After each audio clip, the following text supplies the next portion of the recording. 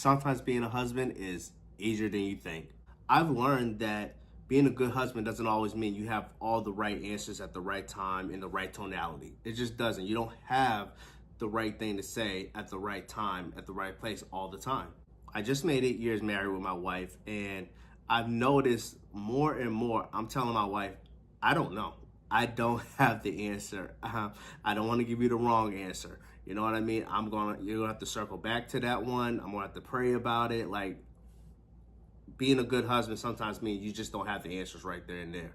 And I'm glad I learned that actually the longer I've been married, because I used to think, okay, what am I going to say to make her feel better? What am I going to do to make her feel better? What is that perfect mixture of words I can say to, really, bring this home for her? And it takes that pressure off knowing you don't have to have, I don't have to have the right answer all the time. You know what I mean? I do need to make sure I'm listening. I do need to make sure I care, and I do need to make sure I communicate that to her. But in terms of having the right answer at the right time, I don't have the right answer at the right time all the time. And here's something I'm really glad I learned. So we have a son who just turned 2 months. So we also have a daughter. So we have two under two, right? Y'all pray for me. Please be praying for me, all right? It's a miracle I'm even doing this video right now. They're all asleep. But what I really learned, right, was this was close to, showtime for her to deliver the baby, right? This is third trimester. And it was like week 38, 39, maybe 37. Anyway, and this baby was a very active baby. So my wife was always feeling him kick and move and do something, bouncing off a trampoline, in her stomach. And I don't know, it was really late. It was like 2, 3, maybe, around 2, 3 in the morning. And she's like, I can't feel the baby. I have not felt the baby in hours, and this was unusual for her. And me, like, I'm like riding at an all-time high in faith here. I'm like, oh, he's fine. The boy's gonna be fine. He's just sleeping. Remember last time because this happened with the first baby. She boom, boom, boom, boom, jumping off the wall. But there were some times where she would go stretches and you just didn't feel anything, especially in the third trimester. But, me, I'm like, he's fine. He's fine. You know what I mean? But I knew at that moment that my job wasn't to be right. You know what I mean? My job was to make sure my wife felt comfortable, safe, and secure. Now, the hospital that we went to was like an hour without traffic away from my house. I also had work the next morning in a location that was a little further than I usually go to work. So it wasn't setting up to be like, oh yeah, let's go out to the hospital. And the reason I was saying, he's fine wasn't because of like work or anything. I was just genuinely like, I know he's fine. I know he's going to be okay. He's okay. He's just sleep. He's chilling. Whatever. He's relaxing right now. This happened with the first kid. But anyway, I put that to the side and be like, okay, let's go to the hospital. So within like 10 minutes, I believe my sister-in-law was in town. Yeah, so this had to be close, actually. This had to be close. Anyway, no.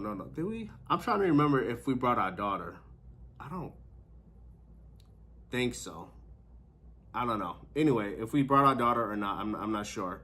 But we was out the house in like 10 minutes. We did bring our daughter. Yeah, we did bring our daughter, Olivia. So we were gone. We was out. She might have actually been up to the car ride. Anyway, we get to the hospital. Long story short, baby's fine. They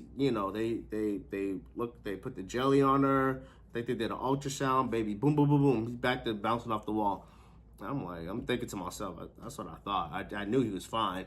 But what I learned there, because I was looking at my wife's face, I see the genuine concern on her face about not feeling this baby she's been feeling for months. As we get close to delivery, I can see the concern on her face that I cannot feel this child.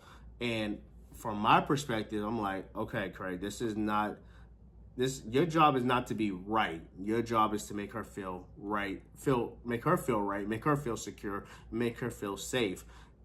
So my job was in a sense, easy. I just had to do what made her feel comfortable in that time, in that moment, even though the circumstances were hard and the rest of the day was going to be hard because, I get back home and it's time to head out the door, basically.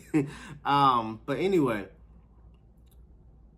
being a good husband is easier than you think sometimes. It really is, just because you don't have to have the right words. You don't have to, come up with this wise, grand slogan of words to say to your wife. Sometimes you just need to, be honest with her and be like, I don't know.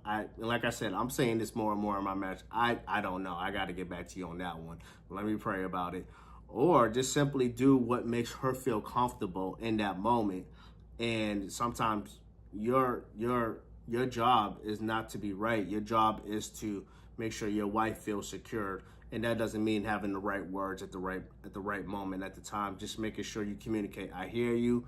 I hear you. I understand your concern. I love you, and whether you do have the words, the solution or not, just communicate that you're in that moment with her. So I'm continuing to learn, in my marriage, especially as I just hit 8 years of marriage. And I'm starting to learn less is more. I don't have to have the right words, the right phrases, at the right time. I just have to make sure I'm kind of looking, at things from her perspective, making sure she feels okay, safe, and heard. And then I can have all the right words. I can have the right actions. I can have all that, all the pretty things that go with it. But at first, kind of just put yourself in her shoes. I put myself in her shoes and make sure she feels, as secure as possible and whatever it is that might be going on.